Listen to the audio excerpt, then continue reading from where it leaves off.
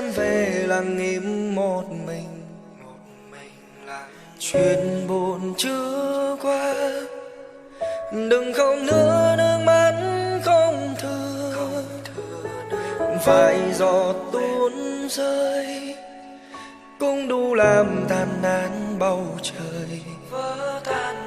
Không nói nên lời, cứ im lặng âm thầm ôm đau. Giờ ngủ chưa em, mắt đã thầm bờ môi khô rồi. Chuyện cũ chưa qua, lòng em đau như cắt ai ngờ. Đừng gọi tên nhau những đêm mưa bao tố như vậy. Đâu biết xa là nhớ nhau nhiều lắm. Em ơi bình yên là ở cạnh bên anh, hay là ở nơi đâu? Em ơi, em trao hết ai, còn phần anh nước mắt. Đêm nay môi mắt không có còn cho nhau như những lúc ban đầu. Lạnh căm còn hơn gió đông kia đang thấy ngoài trời mưa đổ bao nhiêu hạt mưa. Lòng anh không thay để bớt đau lòng. Em ơi nước mắt không nhiều, không giống như mưa ngoài kia. Không thể cho cơn mưa trong lòng. Em hãy ở lại, anh xin em hãy ở lại, cho anh bình yên một chút để thấy mặt trời.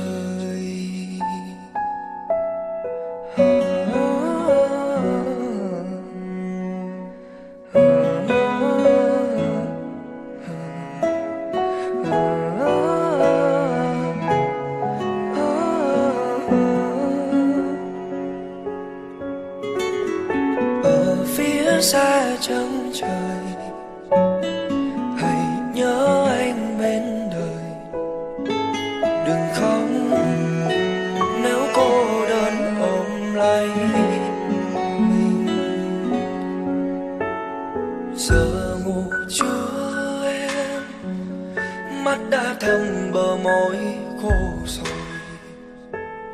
Chuyện cũ chưa qua, lòng em đau như cắt ai ngờ. Đừng gọi tên nhau những đêm mưa bao tố như vậy. Đâu biết xa là nhớ nhau nhiều. Em ơi bình yên là ở cạnh bên anh, hay là ở nơi đâu? Niềm vui em trao hết ai, còn phần anh nước mắt. Đêm nay môi mắt không có còn cho nhau như những lúc ban đầu. Lạnh căm còn hơn gió đông kia đang thấy mùa. Ngoài trời mưa đổ bao nhiêu hạt mưa, lòng anh không thay để bớt đau lòng. Em ơi nước mắt không nhiều, không giống như mưa ngoài kia. Em hãy ở lại, anh xin em hãy ở lại, cho anh bình yên một chút để thấy mặt trời. No, no, no, no, no, no, no, no. Ngoài trời mưa đổ bao nhiêu hạt mưa, lòng anh không thấy để bớt đau lòng.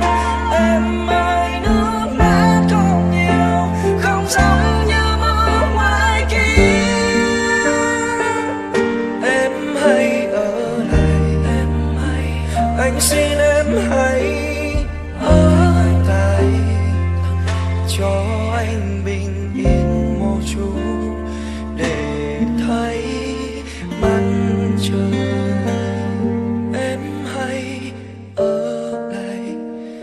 xin em hãy ở lại cho anh bình yên một chút để thấy mặt trời.